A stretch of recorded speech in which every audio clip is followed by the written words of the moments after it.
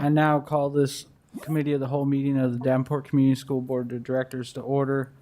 The only item of business we have tonight is a CRVP timeline and update. But first, I just wanted to throw this out there for everyone listening, all of our parents and all the traffic that go through our school districts, that those speed limit signs in school zones, those are not a suggestion.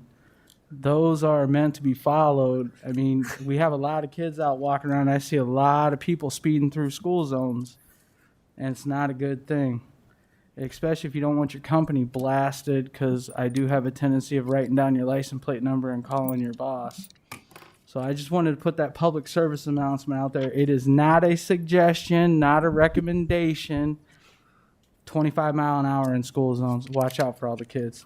Now, Superintendent Sneckoff, I'll turn it over to you. Thank you.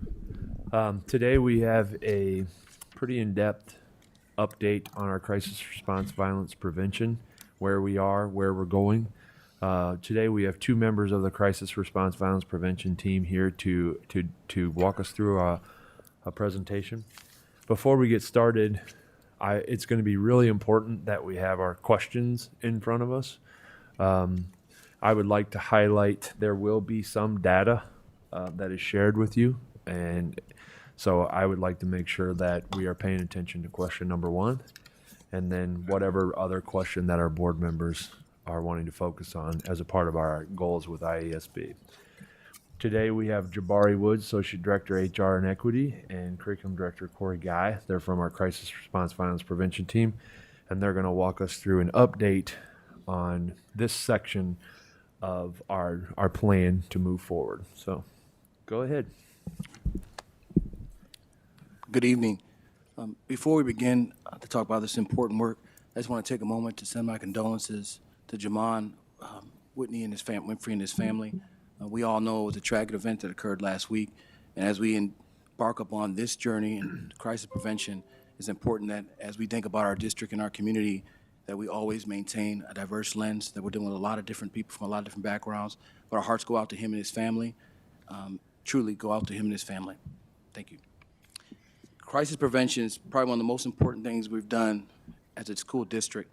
As we go through these goals, I'd ask that you write down questions that specifically pertain not just to each slide, but the core, what we're trying to get at is to keep our students and staff safe. Our first slide is talking about CRVP goals.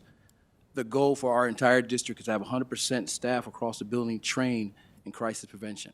That's not just to get it done, but to really make sure we've ingrained in everybody in our district the importance of crisis prevention. That will require a documented plan that is highlighted as the district's top priority. The plan defines how the district works with community to reduce violence in their schools, resources in place to support staff and students to both prevent and respond to violence, professional development, and review of policies, procedures, and supports with integration to the district's emergency operation plan.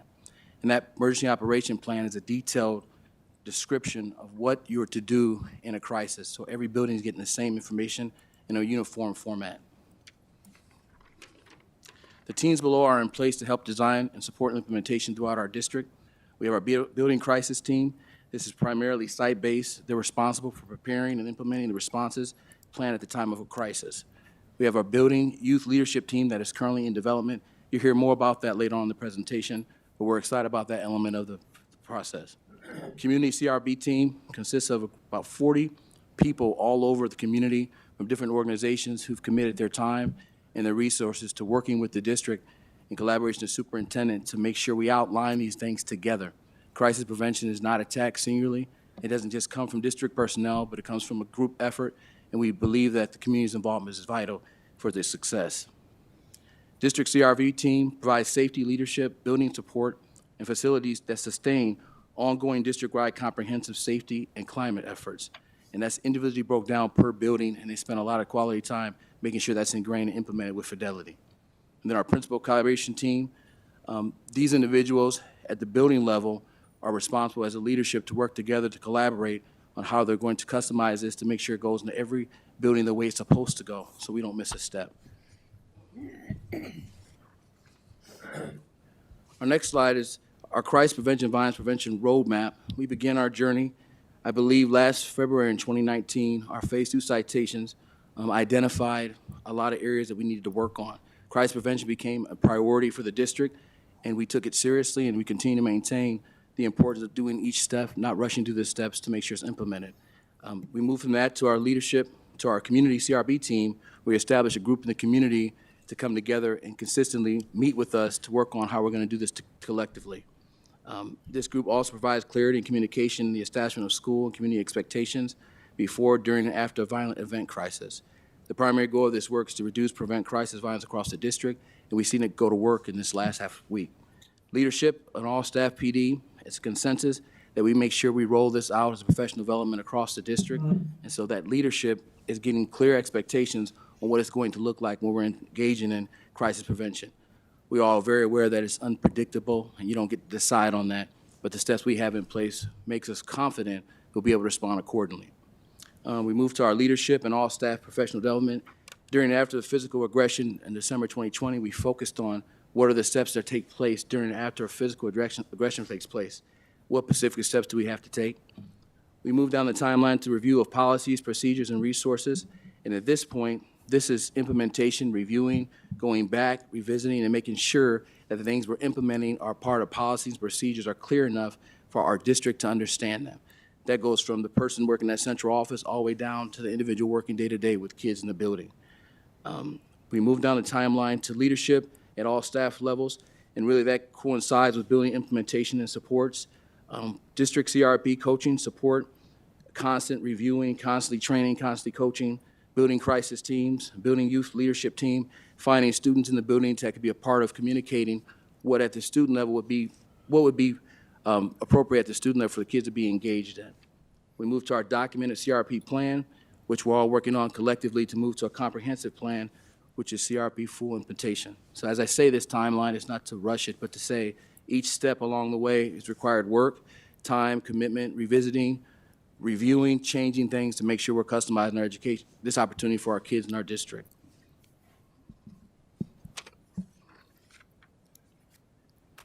Thanks, Jabari. So that gives you a nice overview of where we started in 2019-2020, all the way to what we'll have at the end of this year and going forward into next school year. The collaboration that we have had with the Department of Ed on this journey has been amazing, and our AEA support. We've worked with Barbara Olin and Brad Niebling to give feedback on our professional development and some of the structures that you see in place in this timeline. So throughout this whole process, there's vetting that occurs with the Department of Ed, but also with our AEA partners, so that we are supported in the work that we need to do. So I'm going to dive in a little bit more to those specific timelines and that professional development, so you have a more comprehensive understanding of the system. So last school year, we had our first community CRVP was established February 2020. As you can see here, we have met now for a full year since last year, February 2020, and then we endured school closure, so we weren't able to meet, but we picked right back up on November 18th. And we have meetings all the way through April.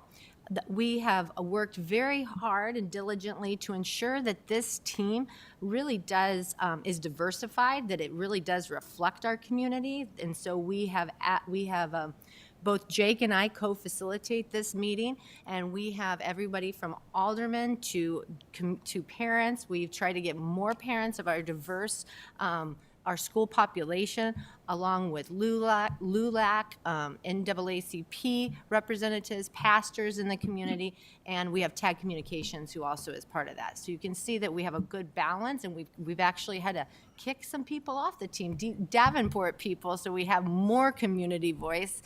So it really does reflect that. So I'm going to go into a little bit of what the goals are and deliverables of this team.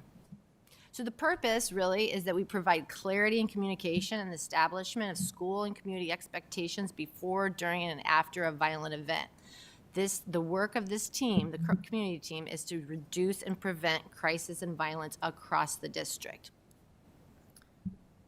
So we have some deliverables, and each month we really ensure that our agenda is tied to what these deliverables are. So we're very intentional about that. We get feedback from our members on the deliverables, and we also send minutes out to them, and we record it. So if you're not able to attend, they can see that. So the deliverables are is that when we get to the final CRV plan, that it reflects equity and critical actions before, during, and after, and it's executed effectively if a crisis occurs.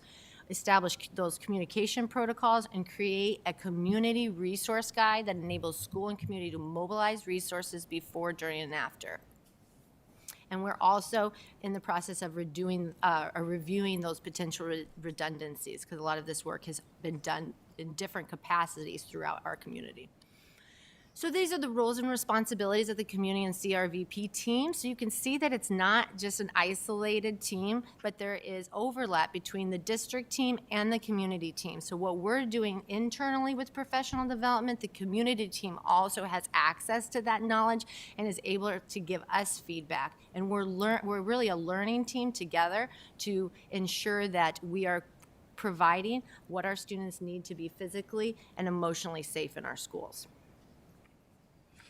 So here's some major accomplishments, kind of going back to what those deliverables were. In November, we were able to partner with Child Abuse Resources and Family Resources on a critical incident debriefing protocol that is needed when a major crisis happens at a building, could be a death of a student, and when we need to pull on our community resources to support the staff and also the families. And so we reviewed that, and then that was sent out as a resource for all of our buildings. In February,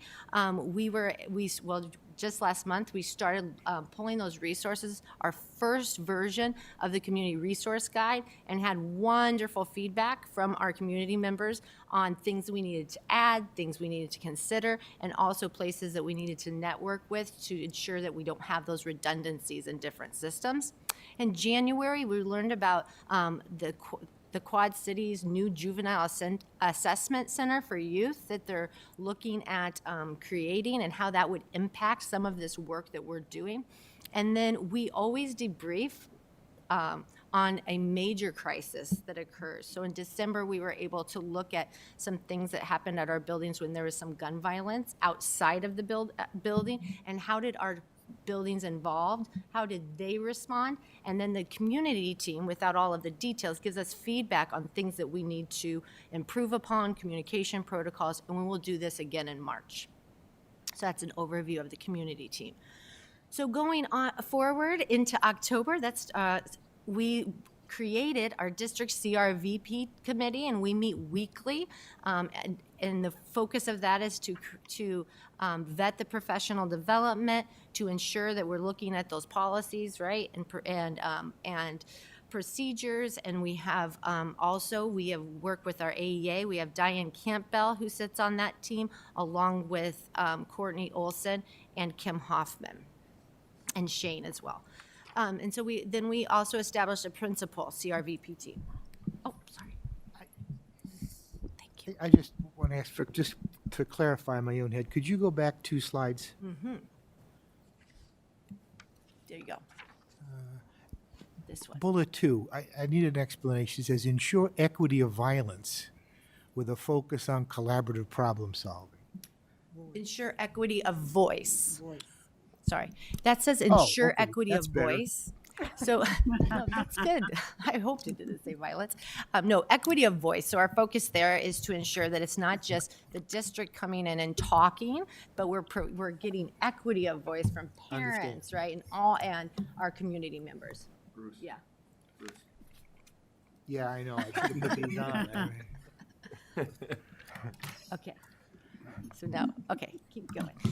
So one of the big things that our district team, we had to start with is really defining, right? When you're going to hear some acronyms, right? Now it's just CRVP. Well, what does that mean? What is a crisis? What does it mean to respond? And how are we defining violence, and what's our prevention? So this work was very good to get clarity from, because when you look at the definition here of crisis, you're going to notice that we sometimes just think about the event, right? And the kids that are involved in the event. But it's really important to also know that it's also, even if they were indirectly involved or they just heard about it, because that can also inflict trauma or a crisis for somebody if they just knew about it. So what you're going to see throughout the process is communication with stakeholders is critical, right? Clear communication to our students, to our staff, and also to our community.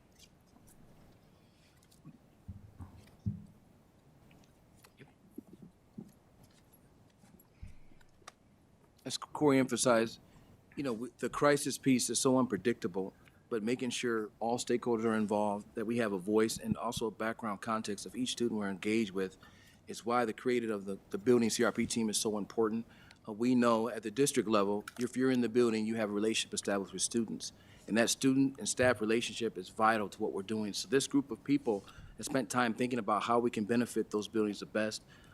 Corey said it, I think, a couple weeks ago. We were engaged in the work in a meeting and we started brainstorming, how does this look at the building level? And so each individual on our team adds something different to that. And as they observe and they give their own feedback from their expertise, I think we're at a place where we're having honest conversations is going to lead the work into more transparency. You're going to see that as it rolls out. The team that you see on here is the team that's been a part of it since, I want to say, last February. And everybody's engaged, but everybody's not yes, sir. Everybody's asking questions, stopping the process, challenging each other to make sure this process is done effectively. Timeline of accomplishments. Where you at? Okay. I'm sorry. Conditions for learning. Removal of data, expulsion data, attendance, graduation dropout, and survey data from students and teachers. The metric of growth for us will be determined by what kind of information are we gathering. All of this makes sense when you think about expulsion and attendance. It all relates to the crisis. Sometimes you find out that the kids you're engaged with are part of one of these areas. Attendance may be shaky. Graduation issues may be really, really prevalent. Survey data of students and teachers gives us an idea of what the relationships are like with students. When we get to the conditions for learning overall, these determine what's going on in a building so we can assess what to do in a crisis. Sorry about that, I jumped ahead of you there, Corey. Timeline of accomplishments, November 2020, the district CRBT team presented to Leadership Academy on consensus, defining CRBT, and outlined the plan for building leadership teams, building student achievement teams, present consensus on professional development to staff. All the staff in the district have participated in the professional learning from November 2020, ensuring that we have consensus for crisis response, prevention, and implementation. So everybody's consensus, everybody's been a part of the process.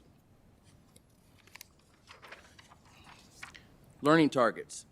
Leaders will reach consensus about why we have to take specific and swift action to ensure that our students are emotionally and physically safe in our schools. Leaders will understand what data will be used to measure emotional and physical safety across our district. Leaders will understand the expectations, systems, and resources supporting them and ensuring this work is done. And just to highlight, there's accountability. We're not just moving through the process, we're really slowing down to make sure people understand it and that they're going to play a part in it when this thing rolls out. District consensus and results. I believe, and I don't be specific when this was taken, but I believe all students have a right to feel emotionally and physically safe in our buildings regarding our race, gender, and ethnicity, economic status, ability, disability, sexuality, religion, language, or origin. So on a scale of 1 to 5, we assessed every one of these responses. And so the numbers you see next to that is the responses. So a 4.96 means the consensus is they get it. They understand that, they believe that it's important to them. And as you move down this ethnicity, economic status, ability, disability, sexuality, every school and every kid in our district has a certain identity. And when you know these things and you have them wrapped up to understand their background, it helps support the implementation of the crisis. Did you want to say something? Nope. Okay. We believe students need to come first. The consensus here, we believe students' needs come first. That's across the place. We all believe that. So we're student-centered, and when you get responses like that, you know that everybody's understanding this won't be effective if students aren't centered. We believe in listening to a wide variety of student voices is essential to ensuring physical and emotional safety. You have to listen to everyone, everybody's concern in order to be effective. That scored the highest, I believe, well, almost second highest on this list, for 4.89. And finally, we believe physical and emotional safety must exist before learning can occur. Students can't learn if they're not safe. And the consensus is across the district, we all believe that students cannot learn unless they're safe. So it's vital the work we're doing.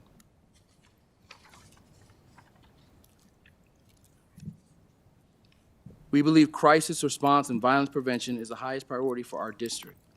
I would like to see that number go higher, but I think it's a pretty good one. We believe crisis response and violence prevention is the highest priority for my school, building their job assignment. People have taken on the responsibility that in order for them to be effective in their building, this is a top priority, and that's a good thing to hear across the district. We believe our words and actions contribute to the emotional and physical safety of our students. What we say, how we say it, how we engage with students is vital. We believe all staff need professional development on crisis response and violence prevention. We are committed to change the way we do our jobs on a daily basis to ensure all students and staff feel emotionally and physically safe. Across the landscape, we all know that we can do something different if we're going to be able to address crisis effectively together, and people are acknowledging that, and that's a positive thing. Okay, thanks, Jabari. Yep. All right, so moving into December, we had our District Leadership Academy, and it was really just looking at the data and the analysis for crisis response. So on this next slide, you're going to see our 4 learning targets for that professional learning that went out to all leaders. And the third one I'm highlighting to give you an example of some of the work that we're doing in that area. So in this one, we're really needing to examine the understanding of when do we write a behavior incident referral. That's one of our metrics, right, for growth. We need to have some consistency and a systemic approach across our district. So we did a couple of these different scenarios, and I'm not going to read this one to you, but in this scenario, there's is an incident of a young man not, doing exactly what his teacher told him and getting into a bit of a power struggle. And so we went through the scenarios, and then everybody, they reported on whether they felt, did that incident need to be reported in campus, right? Is it a BIR would be a behavior incident referral, right? That would go to the office. And you can see here we're really split, right, in our approach. And we know there's a lot of nuances with behavior, but we need to help create systems that are in place so that we have a guide when we get to those nuances. So we went through this, and we also did a couple even additional layers of should it be a major, should it be a minor? If you do record it, what do you feel like it should be recorded as? And we did a lot of calibration with this work to ensure that we have some consistency.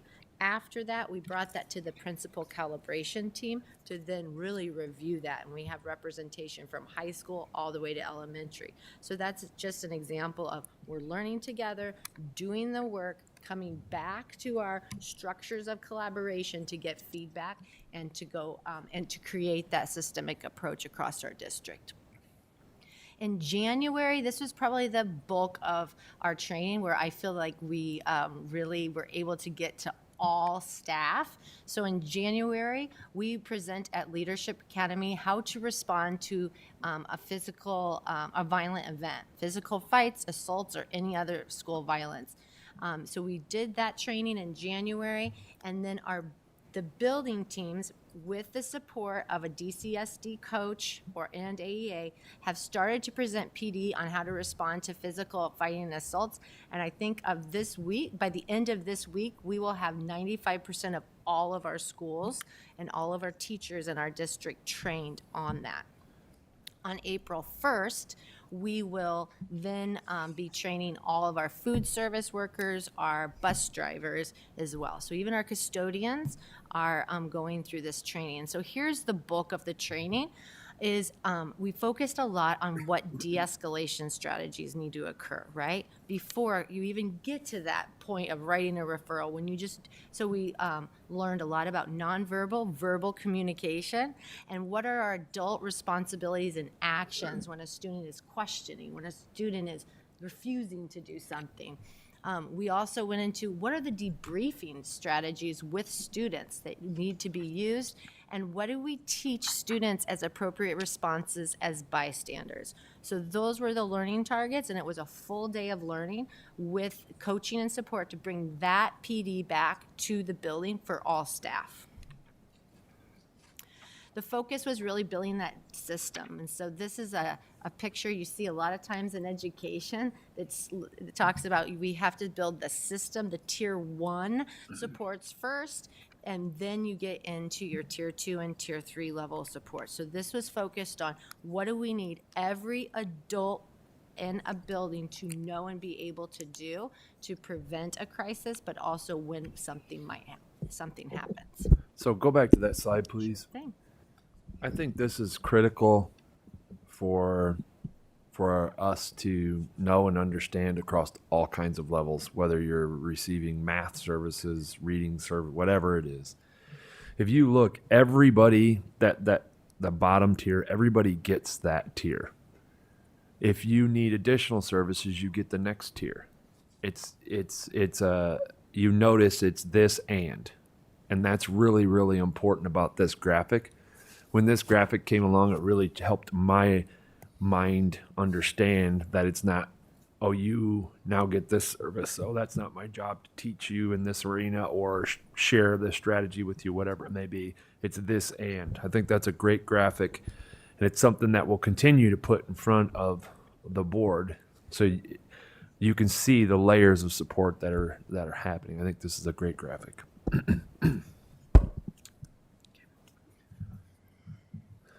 So at the end of the training, before the training, they took a pre-survey and then a post-survey, and this is one of our accountability measurements. So throughout the process there is accountability to the learning as well, and obviously to the implementation. So this is just letting you know that we've had 1,657 people, and it's both certified and non-certified staff, take the pre-test, and we've had 1,404 adults take the post-assessment, knowing that we're going to get a big group on April 2nd with all of our food service and bus drivers.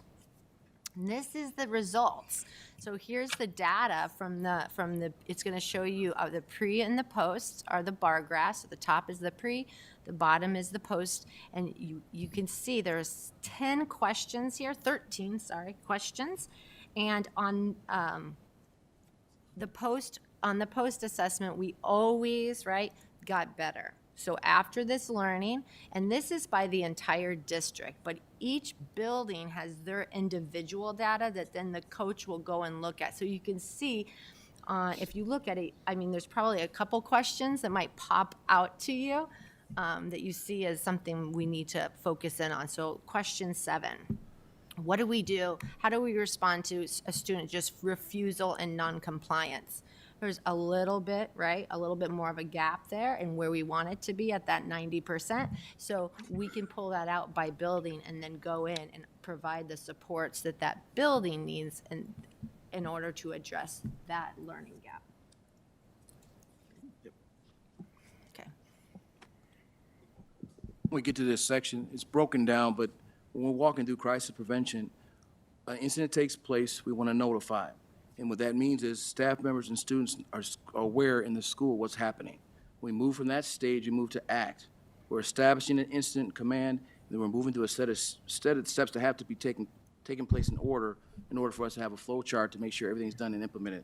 Description of incident, name of victim, number of people involved, details that are important to respond to the crisis, number of type of injuries, incident dispatch, call 911 if it's increased or the levels of severity has gotten serious, and we move from that stage. We go to assess. Do you want to elaborate on any of these? Mm-hmm. We go to assess. Incident command. Is the suspect still in the area? Is the medical transport needed? And as I say these for our public to be aware, crisis prevention happens situational. So when we go to these steps, that's engaging at every level on what we can do and what questions we can answer to respond the most appropriate way. Nothing's just not done. We just don't shut a building down without communicating with our staff as to why we're doing it. So we measure things by severity. We move from assess to act. Our crisis prevention team is responsible to secure the area, provide immediate treatment as necessary, meet outside responders, have victim transported, if so, a hospital or in a safe position to keep them away from the situation that happened, and establish areas in the process for students and counselors to engage with students to really talk about what happened. Notify. And when we go down to communicate to key internal audiences, which I won't read the whole thing, you're talking to these people at each stage of it. Your audience, your families, those involved, mental health providers, if they're on call, contacting the people that need to be a part of the process. We move to notify. When we get to notify, crisis response teams, the victims' parents or guardians are always included first. We're trying our best to get a hold of someone and let them know what's happening with their child or student, affected faculty and staff, school counselor, mental health crisis, team managers, and at all these levels, things could go on a very long time or a short time, all depending on the response. From there, we move down, we move across to post-incident, but establishing immediate response for external communication takes place in line with conjunction with our tag team. We want to get information out as soon as possible, but not everybody's saying different things about an incident that occurred. We want everyone to understand we're uniform in our response, and messaging is super vital if we're going to be effective. Post-incidents, crisis response teams initiate incident report. That could be a building administrator. We debrief with our school staff. We debrief with counselors, mental health. We talk about the implementation, how critical the steps took, what worked, what didn't work, conduct post-incident critique, and take corrective action. So what did we do wrong? We fail sometimes. What did we do wrong? How can we make it better is the goal. Thanks, Jabari. Yep. So that training that happened in December was really just that first circle. And we were training all of our staff on an incident takes place. What are our adult responsibilities? The rest of this graphic, the act, assess, act, notify, and post-incident, is the training for the building crisis team, because that's what they're responsible for. So moving into this next slide, you're going to see on February, just this last month, we were able to train our building crisis teams on that, so it's systemic throughout our district. So for that training, this was the primary focus of the learning targets. So we had to teach that team, well, what is crisis theory? And we talked about how the crisis team functions within different phases of crisis planning and response. So all of those flow chart from act to post-incident, what's that responsibility? And that we also are always applying an equity lens in this process. So as you think of the citations, it's not just CRVP that has an equity piece to it. It's all throughout our citations, that we're always putting that lens on it so we can ensure full access and inclusion of learners. So this shows you the model of a comprehensive safety plan, and you can see again those tiers, but in the green there, our focus is on physical and psychological safety. We have our BSAT team, which is our building leadership team, takes that focus of mitigation and prevention. So you've heard about PBIS before, right? That's the work of those teams is in the green. When we get up to the response and intervention and also recovery, that's where our crisis team takes over. What's SIT? So another acronym for you. I know. Sorry. There's so I should have spelled that out. But SIT is the Student Improvement Team, Intervention Team. You got it. Student intervention. Yeah, Student Intervention Team. So they're the ones who are looking at data and catching if a student needs to have a tier 2 plan or they need an extra intervention. They're not coming to school, right? We're looking at those things. They have teams that are looking at that data. So we talked about that definition of crisis, right? And so this is really important in this work as we respond, because we know it's also about if maybe they just heard about a fight down the hallway, right? That can impact our students as well. And so we're balancing in our crisis response work the physical but also psychological safety. And there's that wonderful list again. So then act through post-incident is where that building crisis team takes over with key communication to stakeholders.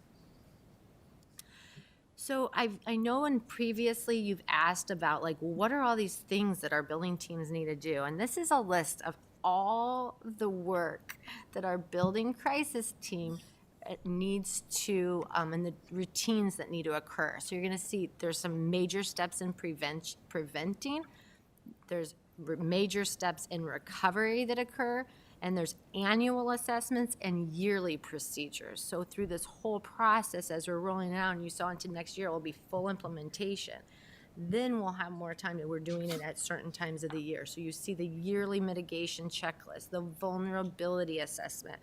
So I know when we think about our calendar, of time, we also have to know that this is the major work of our building teams to ensure that they have time with their staff to fully implement this process. As well as going into February, we did an analysis of CPI training. I know.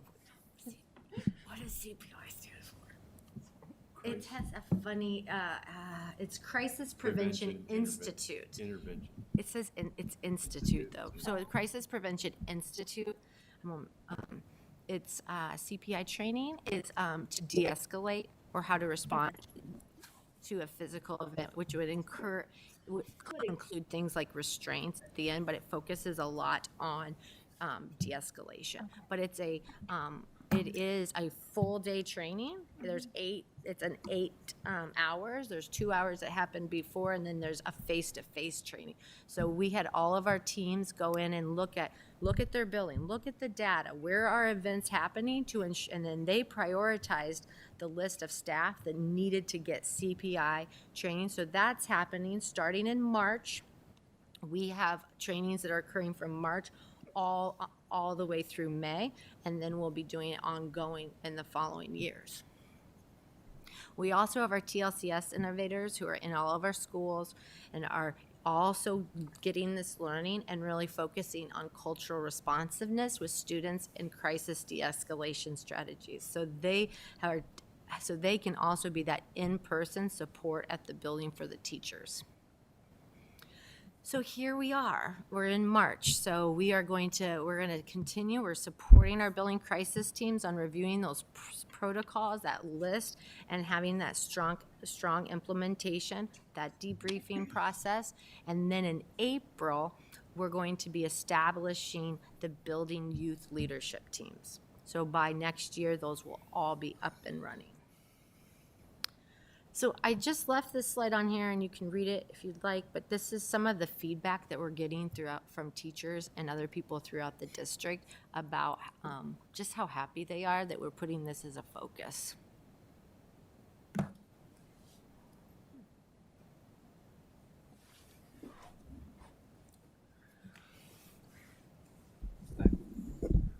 That concludes our presentation, so I'll turn it back over to you, President Goza, for what I would assume some decent conversation and questions. First of all, I'd like to thank our CRVP members for putting together this presentation. It captures a timeline of where we've been and where we're going. So, Perfect. Thank you, Superintendent Schneckloff. Is there any questions? Director Potts. I'm interested in these youth teams that are going to be developed because in the past, we used to have in some of our schools, what do we call them? Student council? Yeah, we had trained students to do mediation between other students, conflict resolution mediation, and it proved to be a very effective instrument in taking care of all the low level, in this case, my experience, junior high stuff, so that it didn't fester and become more significant. Give me an idea of what we're seeing for these youth teams. So we have So we have some really good structures occurring at our high schools now, which is called Mentors and Violence Prevention. That work was supported by, I think, the University Northern Iowa, and that is a model for us. So exactly what you're talking about is some of that mediation work that's currently happening in our high schools, and we want to use that good work to filter down also into our other levels. But we're also with that team looking at ensuring equity in that team. So does that team also reflect the true student body of the school? So it's not just your your student, your A CRVP students that are on that team. It needs to be all students. So we need people, we need some, good attenders and maybe some non-attenders so they can talk about why aren't they engaged in school. And so that's one of the lenses when we create these teams that we are going to ensure is that it reflects the student body accurately.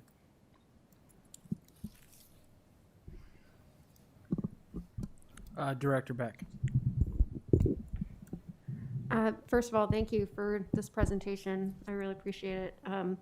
So I have three questions. One, on the district consensus survey, I guess one of the things that we heard when we first were cited and we first started bringing people into the district to talk about, for example, culturally responsive teaching, was that we didn't have buy-in from everybody.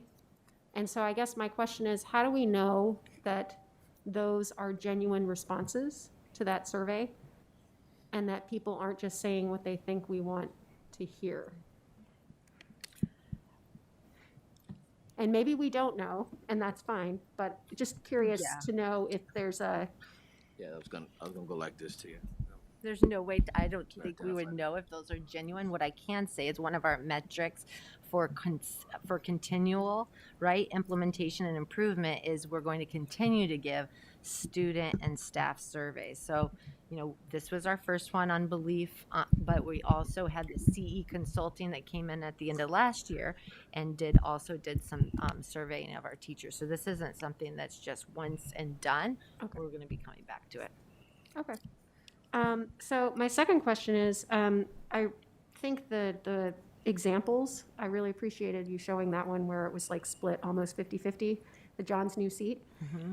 I'm just curious to know, with those scenarios, I guess that one had the name John Smith. Do we have situations where names that are typically associated with girls are used, or names, is it varied? Because we know that people have implicit biases, or names that are typically associated with African-American students or Asian students that might skew people's responses. And so I guess I'd be curious to know if A, we're mixing it up, or B, we've made it so you can't tell what gender, or can't make an assumption about what gender or ethnicity the student is in the story, right? Because we know that people tend to respond differently to students with different backgrounds and identities. Yes, so actually, that's what's so cool about our district CRVP team, because the scenarios were written and we have such a great, I think, diversity also in our team that we noticed that one of the names, we needed to change it just for that reason. So there's this whole improvement process, and all the professional development goes through many layers of feedback, and that was something we were really intentional about. But there was another scenario that was Brenda's hoodie. That was one. Okay. So we did have a male and a female scenario. Okay. Yeah, it'd just be interesting to see, or if you even, what the difference is if you leave gender in, or if you remove gender at all, and other identities, perceived identities, I should say. Sorry, one more question. The staff bus drivers, food and nutrition services that are all getting trained on this, I'm going to guess that this has not typically been in their job description in the past. Are we able to pay them, at least for the training, if not extra for what some might perceive as extra duties, now that they all have to sort of follow I know they have certain protocols they have to follow already, right? But this seems a little bit more involved. So I'll take that one. Okay. When you come to work for the Davenport Community School District, you are engaging with students, and this is our number one job.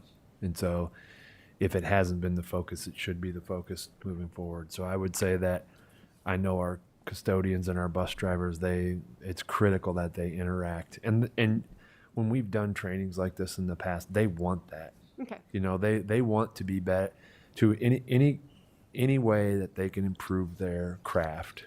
They would like that built into their current schedule.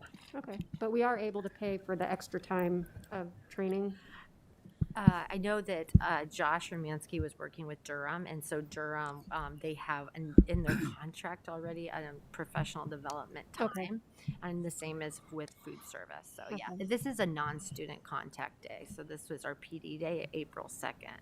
That's Okay. why we picked April 2nd. So they were available.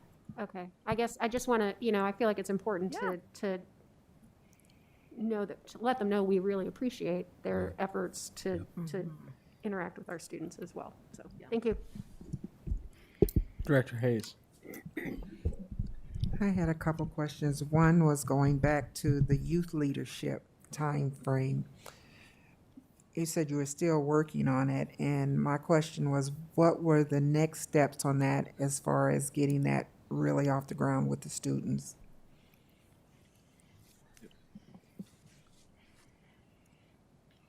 Thank you for that question, Director Hayes. I think establishing the students at the building level on who they're going to be, there is going to be professional development around those students, what the expectation is, what that team is going to be a part of doing. Similar to what Director Potts mentioned, being able to respond to conflict resolution, you need a team. When you have students engaged, not just student leaders, but students from different backgrounds that reflect the building, sometimes it adds to when a crisis occurs. So I don't know the exact timeline, but I know identifying kids and getting them in professional development to understand what we're doing is coming. I don't know specific dates on that or not. Well, all of the training that we are giving to all staff is a collaboration with the Department of Ed and the Mississippi Bend AEA. So I think asking for an update, and I think we gave the timeline of April, but at the end of April on the specifics of that would be very good. We can get you more details. Actually, that was one thing that I did note for the update on that.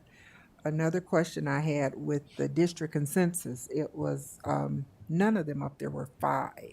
With the consensus, is there like a pre and post to that as well? So it's not a pre and post, but it's an average of all people who did the consensus. So the majority of people gave it a 5, but if one person gave it a 4, it's going to go, that's your average. So, we could look at that data in a different way as well to see how many people that we have, right? What was the out of 5, how many we had out of 4. It's not a bad idea to keep, that needs to be, at the forefront of our, we've talked a lot about how are we onboarding new teachers, right? This is our work. If you're in Davenport, this is what we believe. So we know we've started to create kind of that new teacher learning that would go with CRVP, but I don't think it's a bad idea to repeat it. Okay. And just, it's not a question, just a comment though for the, I noticed that the Rock Island District was on there for the community partners, which was a great idea since, we're so close and some of those students are here and some of our students over there, even with transfer.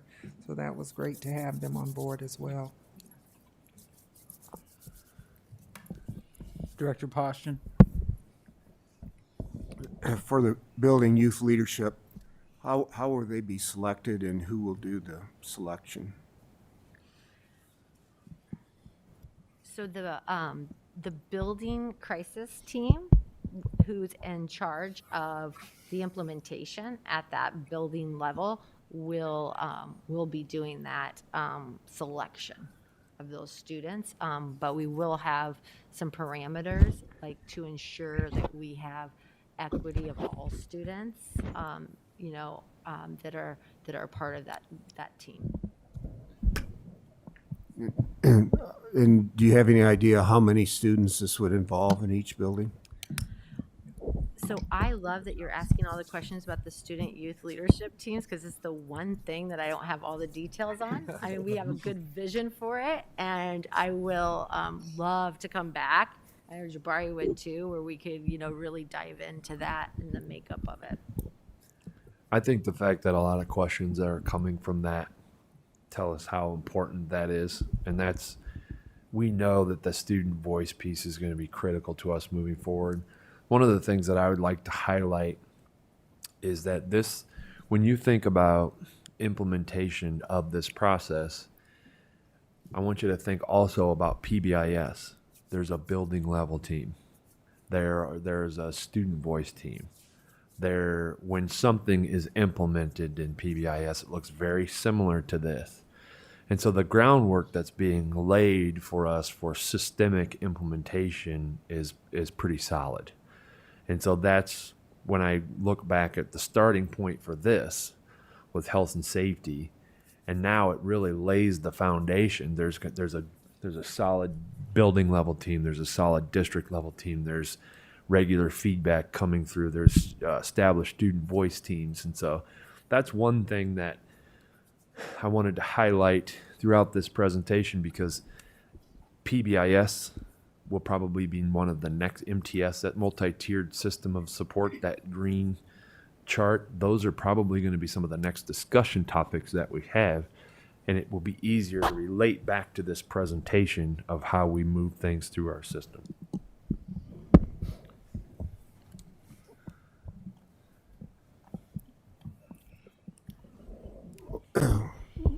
You know, just looking at this overall, to me, this youth leadership could be the most important piece of the whole thing, because when you're being confronted by your peers, I think that just puts so much more emphasis on it, and I think will be more effective than, say, you know, an adult approaching, you know, a student. So I think it's critical that, you know, we get the right kids in there, and you know, that they're trained properly. But you got to be careful that, you know, they aren't put in harm's way after a while too. Director Snyder. Well, I'm trying to figure out how to even ask this question, so I'm going to do the best I can. At one of the beginning slides, it talked about the steps. You know, the first one is determining, is it even a referral type situation? So deciding it, say, yes, it is a referral type situation, it's still kind of a judgment call. You know, and this training is going to hopefully help people get to where they're making the same decisions, but it's still a judgment call. Everybody has good days at work. Everybody has bad days, including students, you know, everybody. So there's going to be certain days where you can tolerate a lot more and look past it and work through it. And there's going to be some days where just the littlest things and you snap. How far down the line does it get before there's another set of eyes, like consistently, that says, hey, I know you think this is a referral, but really I don't think it is. And so to kind of help even those scales, to where if somebody is having a bad day, you know, there's somebody else before it gets too far, I guess. So that is the principal calibration team. We've worked through that process, and we're not all the way through it yet, but that's what's so important about that team, is to get their feedback on it. And we've gotten some real clarity about different nuances that we have across our schools, and how do we and what should be our similar approach. So it's landing on, you know, the principal ultimately has that call. Like a teacher can write a referral, but if it's all about those interventions, like where there's some interventions done, right? And it's also, you know, that coaching with even the teacher at times. You know, I know when I was a principal, if Karen Klein-Giroux wrote a referral, I was going there and taking care of it, because she just didn't. But you have nuances, right? And everybody has a bad day, other things happen. And it's also that teaching process for our teachers. So we've created a really nice flow chart that documents the positive behavior intervention supports, right, that need to take place all through the actual writing of the referral, and then also what are the next steps. So that's something that is getting vetted through that process, and it will be something we'll be sharing with our AEA and DEA partners, so that we have consistency. But we know that it's probably never going to have complete consistency with one teacher's response versus another teacher's response, but the goal is that we are all viewing these incidences as things to learn from, right? While I was listening to this, I was kind of trying in my mind to come up with as few a words, that I could summarize this whole process with, and I kind of landed on two: effectiveness and consistency. And I think the consistency part of it is probably more important because that's how you get your effectiveness. So that's why I asked that question, is the learning aspect of it is too, or as well, so that going through this, the consistency just has to be there. And Jamie, to add to what Corey mentioned, so we're all in individual buildings conducting crisis prevention with that team. And one thing to answer your first question, what I noticed, and I think it's consensus with the team, each building is taking ownership on how they're going to implement this crisis. And so you have teachers asking the same questions. We have a certain teacher that has referrals coming from her or his class. We're going to approach them and find out exactly what's taking place. So they're going to engage each other to find out what's going on, so make sure a referral is actually a referral. And the bad days happen often to some teachers, but there's a team there to say, are you thinking about this the right way? Another thing we talk about when we introduce anything, we talk about equity.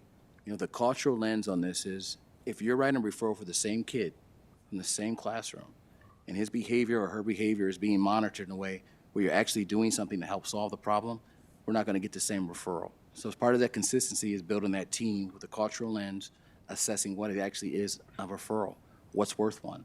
Throughout the buildings, they're finding out who can communicate really well among the teacher ranks, who can't, who struggles with conflict, and so they're engaging each other as a team. So that's one thing to help the consistency.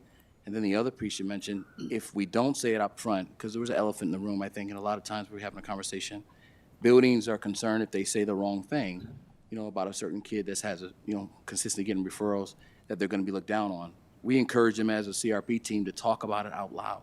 These kids all have different backgrounds. So if you have some kind of relationship, oftentimes that helps to make a consistent call when it comes to referral, if that makes sense. And then my last question, kind of along that consistency line as well, is I'm sure through this and, as closely as all this is going to be monitored and data is going to be pulled, we're going to find, some buildings and some classrooms, there's going to be more referrals written, and some there's going to be hardly any referrals written. Is there something to where we can learn from the ones where there aren't as many referrals written, to where, does this particular individual just have this tough love way about them to where they're reaching people? Are they letting more slide?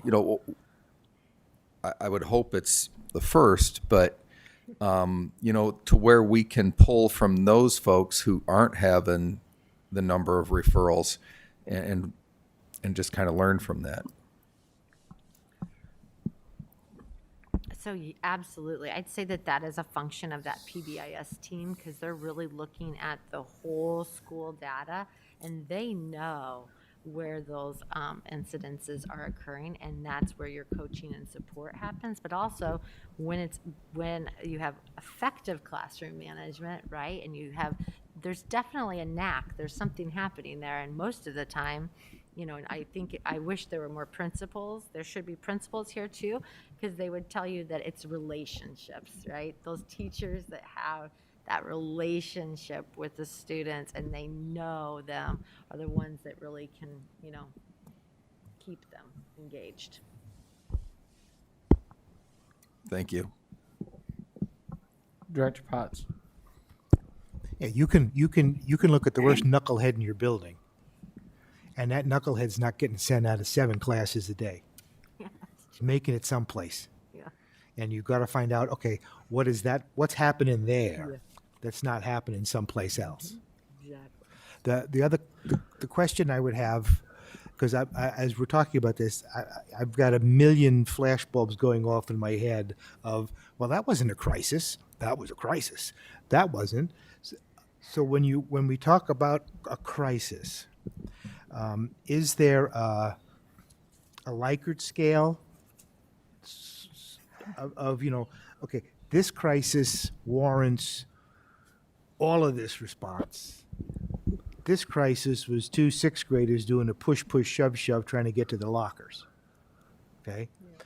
This crisis, this student in the autism program slapped his teacher. Okay? Okay, is that the same? I mean, is there any leavening that can take place so that, or is everything axiomatic?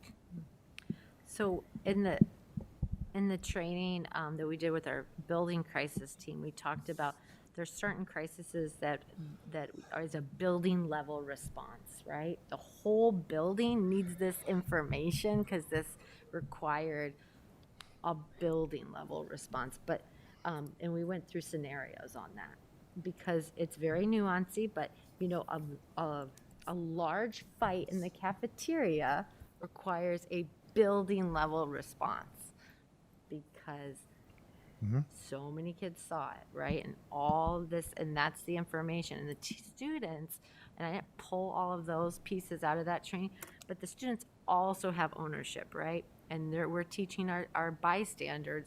They're not going to take a picture. They're not going to record the fight. They're going to follow directions when help gets there so that they have a piece in that. So when they get information from their teachers that, hey, this happened, they know that, wow, this entire building is doing something about it, right? They're doing something. They want me to be physically and emotionally safe.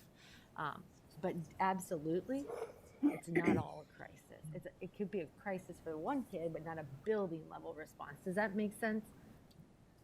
That's logical. Yeah. Yeah. And logic is what we always need. Mm-hmm. Yeah. Director Beck. So that kind of brings me two questions. So we've sort of had an ongoing crisis with the pandemic, right? And so, and there are other students who are experiencing crisis level trauma for long periods of time. How does that fit into this program?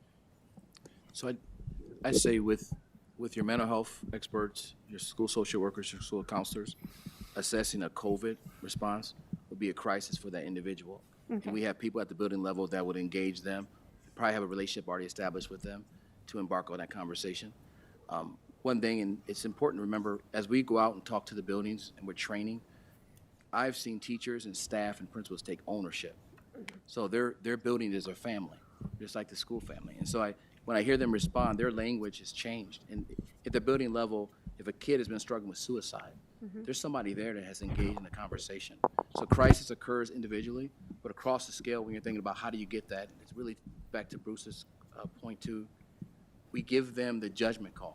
You know, we got higher professionals in our district that now know we're calling on them to make decisions based on the best interest for that kid. And so what you're seeing is ownership, Director Beck. And so I would say crises are identified individually. We have people on call to be able to identify and respond to it. And the more they get the chance to talk about it, like even when you see them talking, there's these epiphanies, we could do it this way. They're engaging in that. I think without crisis prevention being given district-wide, you're taking an individual, really responsibility, and you're putting all this other pressure to make a difference. But now when you have everyone engaged, there's giving them their judges to make that decision helps it work out from the individual all the way through the district level. Okay, that makes sense. So I didn't see any mention of students, and Director Potts reminded me of this, of students who need special education services. But I'm guessing that students with behavior issues or behavior IEP goals, it's about that relationship so that their teachers know, is this part of their behavior? Is this something we're working on? Is this something that is actually a crisis and requires a referral? So it's all just sort of built in. It doesn't need to be treated separately. Yeah, so in the training that we did for our building crisis teams, we talked a lot about IEP, accommodations and support, and what does that mean, right, in their plan, and when you're debriefing, that's not an IEP meeting, but when does an IEP meeting need to be had? But also just the lens of, we have a lot of students with individual needs, and we're taking care of those students based on what their IEP says. So they're not, their IEP really dictates what they need, right, to find success. Sandy, do you have anything to add to that?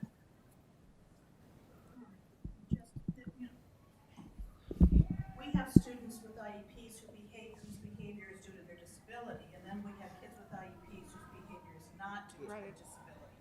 So anytime it's questionable, then the IEP team needs to get together and have what's called a manifestation determination. And if they say that it's not related to their disability, then they would follow all of the other procedures, the same as any general education student. Okay. Let me ask one more quick question. Sorry. That's got to stay open. One more quick question. So we had an incident last week.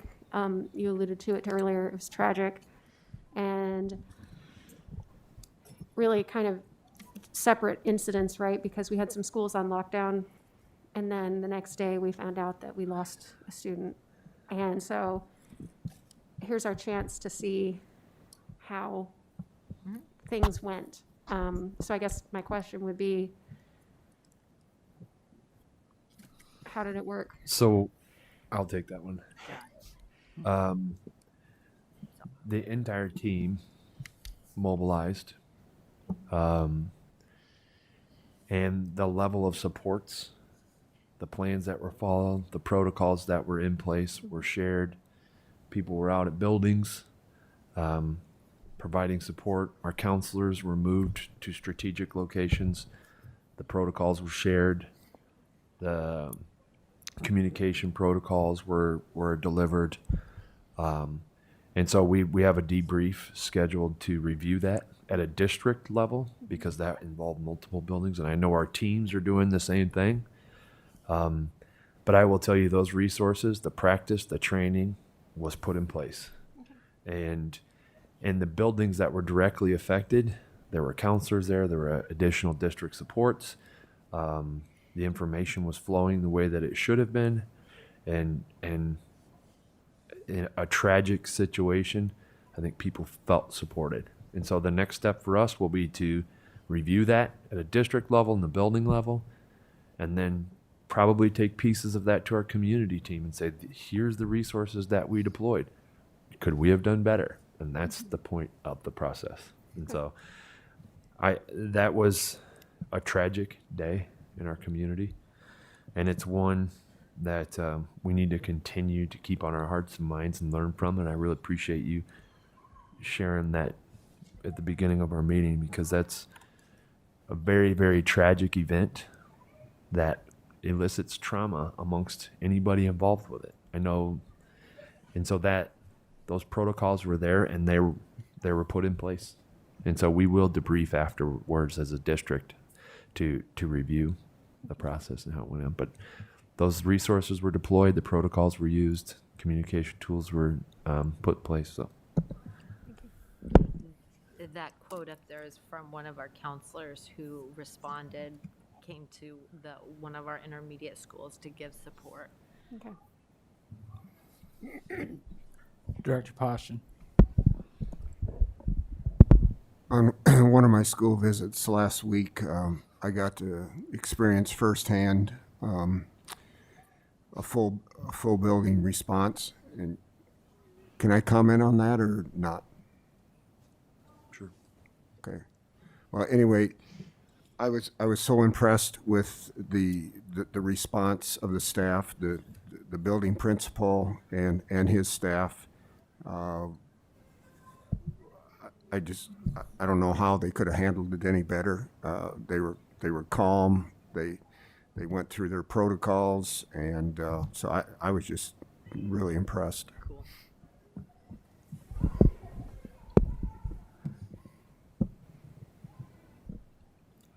Any other board members have any questions?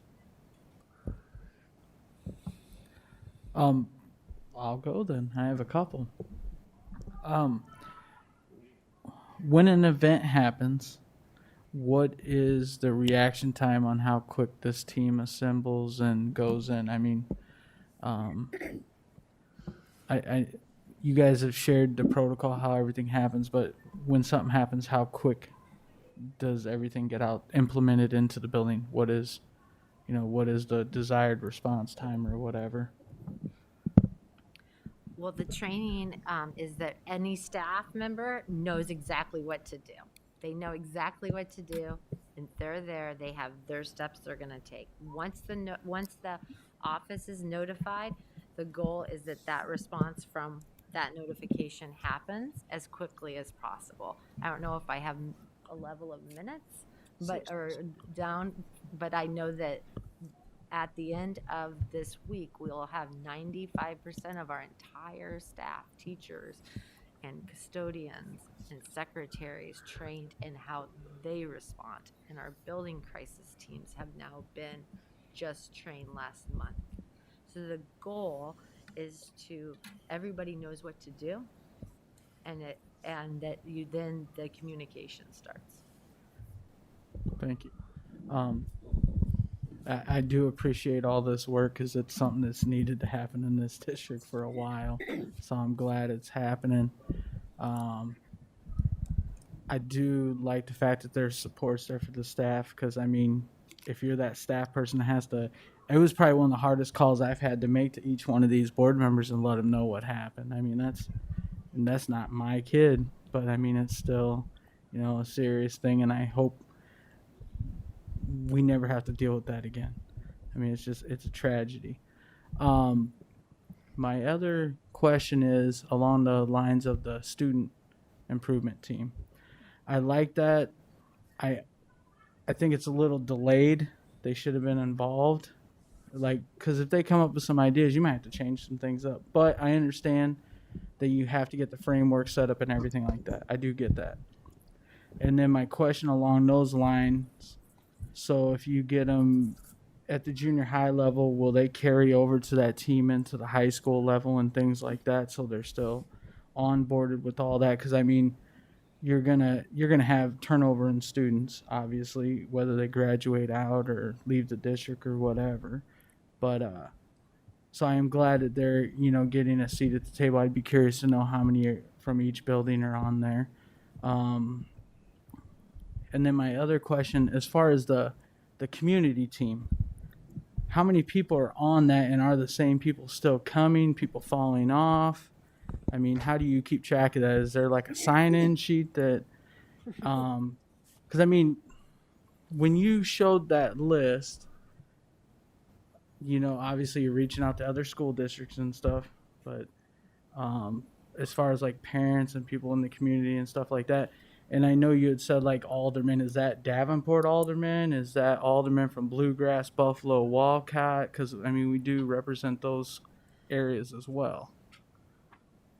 So it was a Davenport alderman. I left off everyone's names because I didn't ask them, but there is a sign-in sheet, so we know when, and we try to be it's the last Wednesday of the month, so it's at a time frame that's predictable. And I would say that we don't have 100% of folks coming to all of the meetings, but just recently we had somebody who we had invited, and it was the first time he was able to be there, and it was wonderful insight. So it's an open meeting. I mean, people can come and go, but I could get you percentages of what our attendance rate is. I was just curious, if you do the sign-in sheet, then you're able to see who comes to the majority. A lot of people talk about it, but they're not about it. And I like to hold people accountable. If you're going to talk about it, you should be about it and be there and be involved and engaged. Some people just do it for bragging rights. I mean, that's, sorry to say that, but that is true sometimes. And again, I greatly appreciate the fact that you're going to involve students, because no matter how cool we all think we are, we don't got as much drip as they do. I hear that from my kid all the time. So again, I think that gives them some skin in the game, and they're able to, be heard, because you reach your peers a lot better than someone talking at you. They're actually talking to each other. So again, I do appreciate that. Do you know how many other districts in the state do this by any chance? I don't. I know that a PBIS is a major work of many districts, right, in the state. I know that every district has to have an EOP plan. Yeah. But I'm not sure specifics on this crisis response and violence prevention, the way it's implemented with the structures. Okay. I just didn't know if it was a Davenport thing or not. I don't know if it's I don't know the exact number, but a majority of the urban districts in the state of Iowa use. Thank you. Director Passion. One thing I just thought of when you were talking about having 95% of your staff trained, where do the substitute teachers fall in there? That would maybe be kind of hard to train if they're not there all the time. What's your thoughts on that?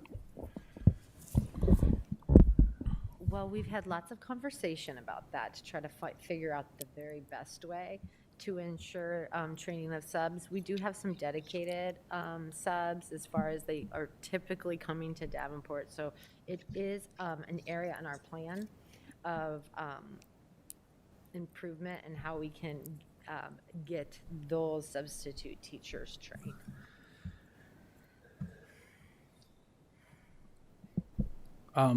I appreciate that, because that was kind of where I was going with that, if other districts are doing it as well, because then they're getting the training and we're not doing it twice, or we're not getting someone that doesn't have that training. Sure. And then Director Snyder, you had something, and then I'll get to you. Yeah, if you want to come back to me, because actually I've got two now. So Director Beck, I think Director Klein Jerome put her hand up, and we haven't Did heard you have from her your yet. hand So I did. just yell at me. You're quiet over there. Director Karen Klein I'll go Jerome. after her. Two things. I did notice Rock Island up there, and somebody mentioned that. Was that because they have a similar population? They're using this type of program? Why was Rock Island included versus any other districts in the Quad Cities?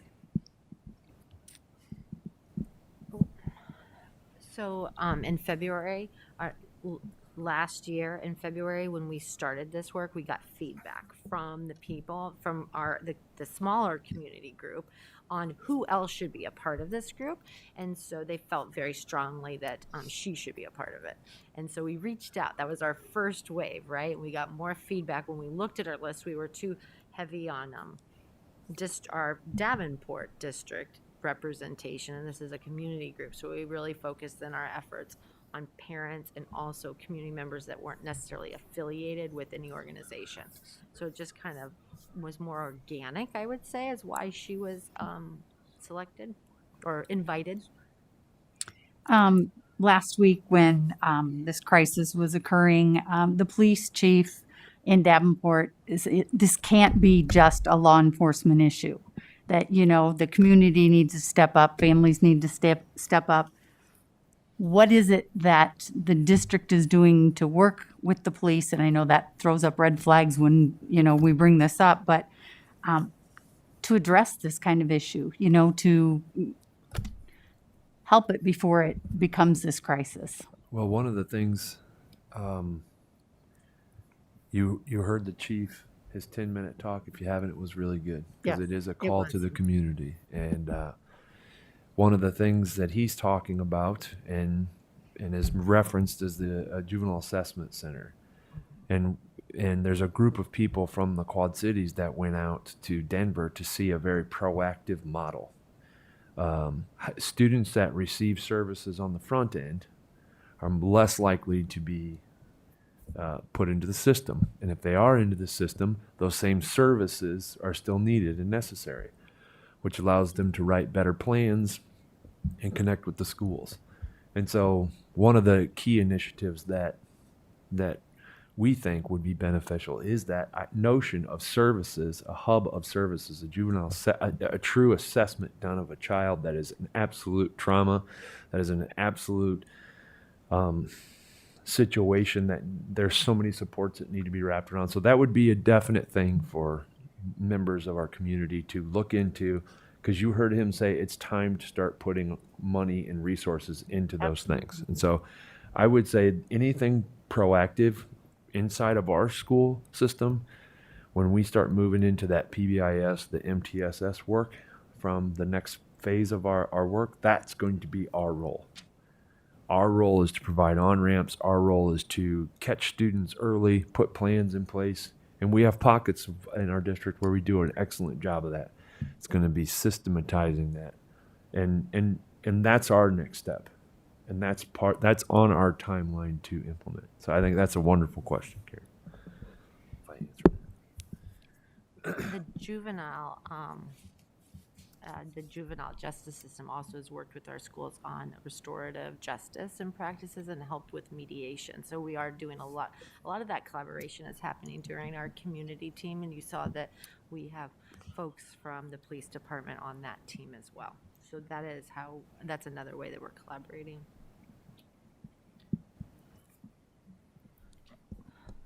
Director Beck. I was actually going to ask about restorative justice, so thank you for answering that. My other question is, or comment, I do want to emphasize how important I think the student team is, and like President Gosa, I think I would have liked to see it in place already. But I appreciate, Corey, that you mentioned that we want students who are typically not the students who are picked for this kind of thing.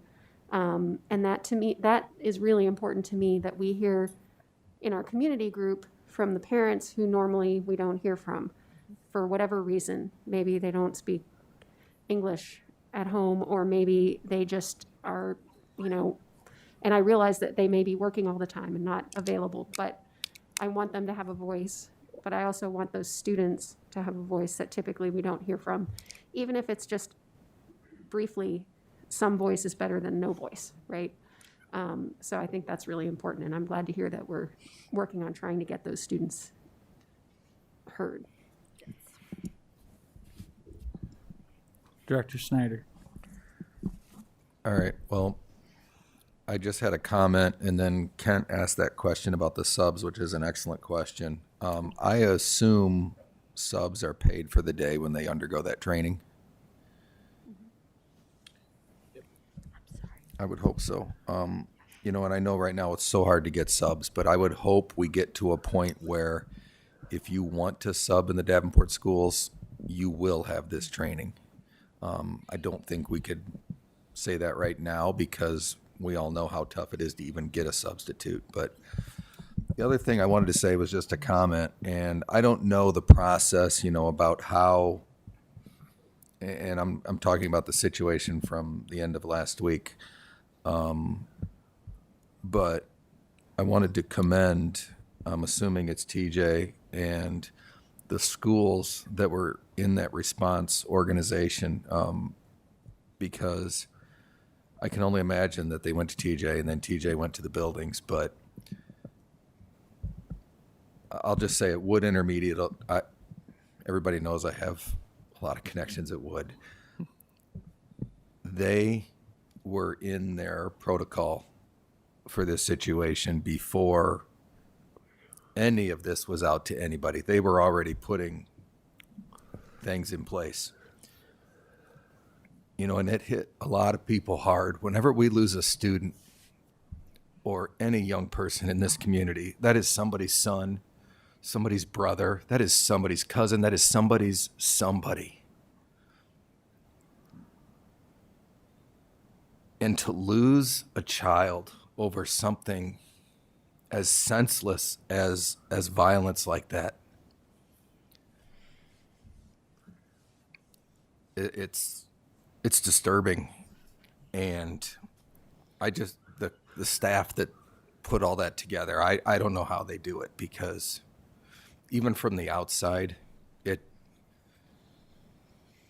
it's rough. And just outstanding job, TJ. That was absolutely the response from the principal and our CRVP team. Jake Klipsch took the lead on that, He organized all those resources, and it is exactly like the protocols were followed. And so that's exactly how that rolled out. They did a wonderful job. I don't want to use the words pleasantly to describe that situation, so I don't. But the protocols were followed by those people in the team, and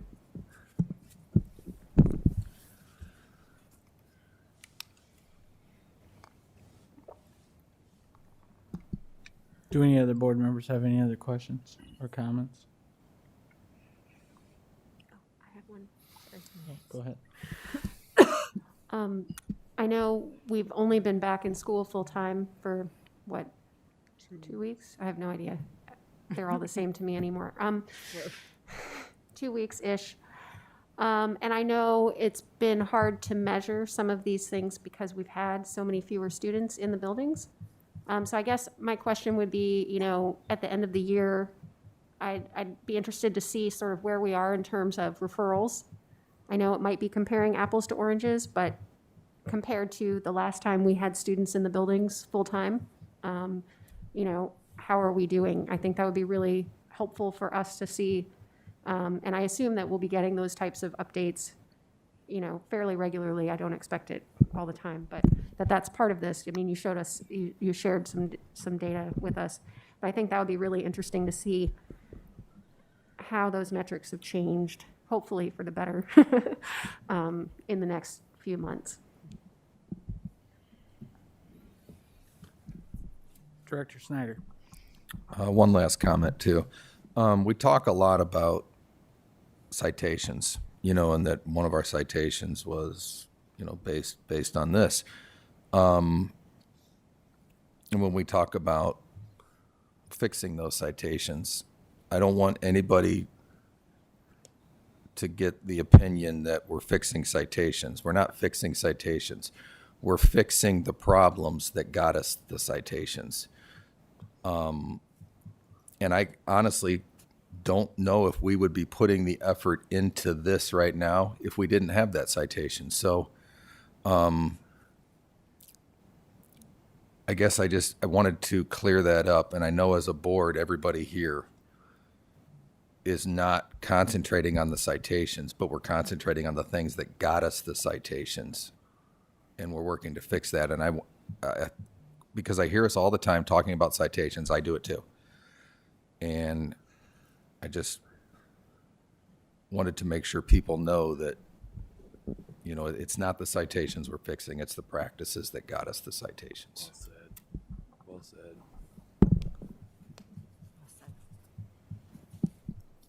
Thank you for that, Director Snyder. Did anyone have any other questions? Do you have anything you wanted to add?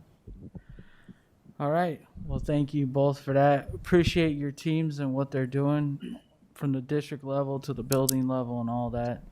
Again, I'm assuming your next update to us would be sometime in May, since you'll have that in April. I just wanted to get, can you say yes? For the record, she is shaking her head yes. I just had to get that on record. Thank you both very much. For the board, I'm going to go around the room and get your takeaways from tonight. And I'll just start right with you, Director Potts, since you're right across from me. I would say what my takeaway is an appreciation for the detailed planning that our people put into this. The talent pool that we have is pretty strong. And it's impressive. It's impressive. And the application of this and the implementation of this will have a positive effect on our school's reputation and image.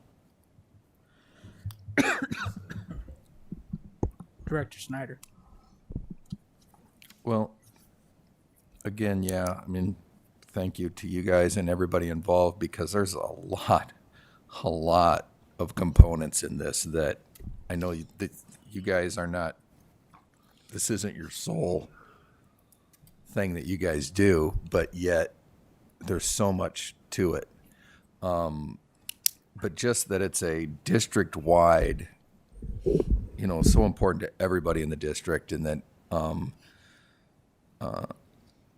ultimately, in the end, we're striving for consistency. Consistency, and with the ultimate goal at the end of providing an education to our kids, because that's our end game. And anything we can do to cut through and get right to helping those kids, that's why we're here. Thank you, Director Poston.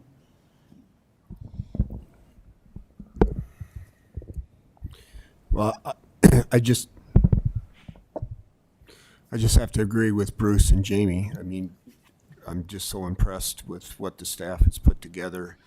And they've been so engaged in this whole process. And so I just commend the staff and thank you.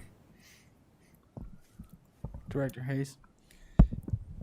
I feel kudos to the entire team, basically. I think the whole process is absolutely awesome. When you first started going into the process, there was a crisis and it was handled well. It's been tweaked several times in between there to have this particular crisis pop up, and everyone was able to spring into action. I think that uniformity makes for a better district, that literally at the drop of a dime, it's not like we're looking or waiting on the next shoe to drop, but when it does, there's someone right away to pick it up and get the ball rolling to show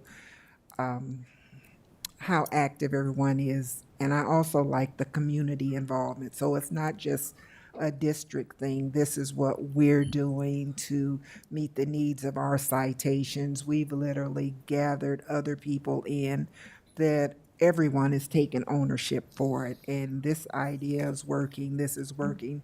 Compile them all together, and it makes for a better community for everyone to spring into action right away. So thanks everyone for the work that you're doing towards it. Thank you. Director Klein-Jerome. In the past, staff development has gone to teachers, and that's as far as it goes, or paras, but theirs is different than teachers. I appreciate the fact that you have, with the exception of subs, which we need to address, everybody is involved. You know, every single employee group is going to be a part of this. And students know that it's out there as well, that it's not just put in a silo and given to, you know, a certain group of people. That we've really, I think you've done a really good job of including everybody. Thank you, Director Beck. Well, it kind of, when Director Snyder mentioned it a minute ago, I don't want to say I forgot that we had citations, because that's not true, but I spent all of the things that I was thinking about was how this is going to be so much better for all of our students. And we're no longer, well, I'm not going to say we're not going to be perfect. No one's ever perfect, but, you know, reducing the disproportionality and discipline is so important, citation or not.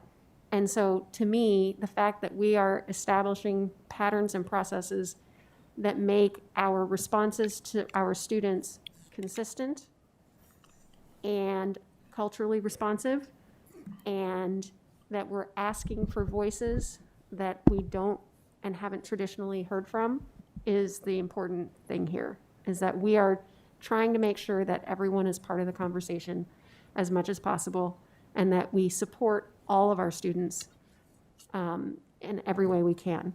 And my second thing was that I was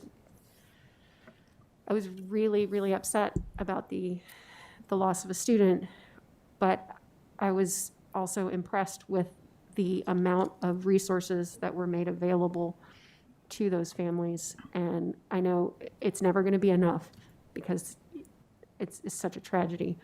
But the fact that nobody was waiting around, within, you know, right away, we had supports in place for all of our students. And I think that's to me, is something that we might not have had previously.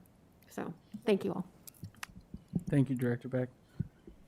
Since you two are still sitting at the table with us, I'm going to ask on you. Ms. Guy, what is your takeaway from your discussion with the board tonight? Well, I think I love the fact that you really hit upon, this isn't just citation work, this is work that's best for students and making our students and our staff feel safe in our schools, and that how those citations are leading us to the work that we need to do as a system to make our system strong and a place that everyone wants to send their children to. So I like the fact that you brought that up in your conversations and saw the intentionality of that throughout our work with this, with crisis response and violence prevention. My sentiments are the same. I think a crisis can either separate you or bring you together, and the efforts of Corey and Jake and the Superintendent Stickloff and everybody that's working together to make sure things are in place is the way we want to go. And what Director Snyder said makes a lot of sense. If you don't have any citation and this crisis occurred, we're still engaged to do it the right way. So I just hope that nothing like this ever happens again. But when it does, I hope everyone's confident that we know what to do and the steps to take. Thank you, Superintendent Schneckloff. The student teams are going to be critical. If you've ever sat down with a group of students, they don't want anything like this to occur in their community or their school either. And so their voices are incredible. So very excited for that. And I'm excited that that was a big key focus for the board as well. My takeaway, the board was very engaged tonight, and you guys provided a lot of information and answered pretty much all of our questions, so I appreciate that, and you had data for us. And again, the fact that, it is a citation that led us to doing this, but at the end of the day, as long as we're doing what we can for the betterment of our students in our district, that's what our focus needs to be, and it always should have been. We kind of got off track for a while, and now we're getting there, so... And it was nice that everyone seems in support of this. So it's great work you all are doing, and we greatly appreciate it. And thanks for taking the time to present it to us and answer our questions and participate in our reflection at the end. Absolutely. Unwillingly No, and honored to. unknowingly. But did anyone have anything else with that?